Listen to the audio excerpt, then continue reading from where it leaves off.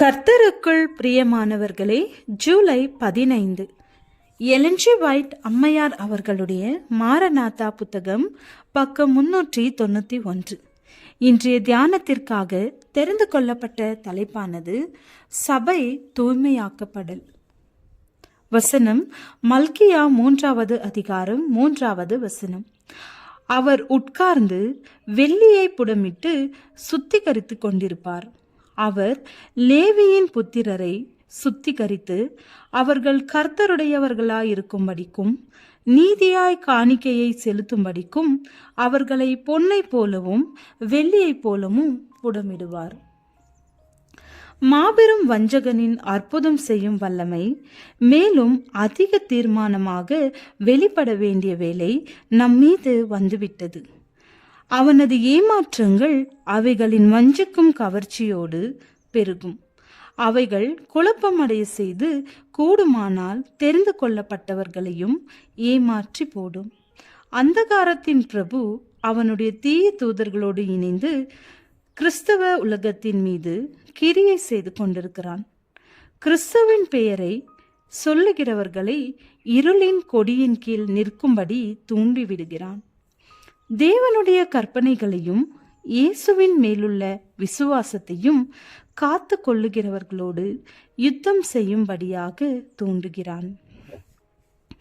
தேவ மக்களின் கரத்தில் மிருகத்தின் முத்திரையை வைப்பதற்காக மருள விழுந்து போன சபை பூமியின் பாதாளத்தின் வல்லமையோடு இணையும். தேவனுடைய பிள்ளைகள் மிருகத்தையும் அதன் சொரூபத்தையும் வணங்க வேண்டும் என்றும் அவர்கள் மீது ஆதிக்கம் செலுத்தும் தேவனுடைய பிரமாணத்திற்கு உத்தமமாக இருப்பதை விட்டொழிக்க வேண்டும் என்றும் மேலும் போப்பானவருக்கு வணக்கம் செலுத்த வேண்டும் என்றும் கட்டாயப்படுத்த முயற்சிகள் செய்யப்படும். அப்பொழுதுதான் மனிதரின் ஆத்மாக்களை சோதிக்கின்ற காலம் வரும். மரள விழுந்து போன சபைகளின் கூட்டுறவு அமைப்பு தேவனுக்கு விசுவாசமாக இருக்கும் குடிமக்கள் யெகோவாவின் பிரமாணத்தை கைவிட்டு விட வேண்டும் என்றும் அவரது வார்த்தையின் சத்தியத்தை ஏற்க மறுக்க வேண்டும் என்றும் கோரிக்கை வைக்கும்.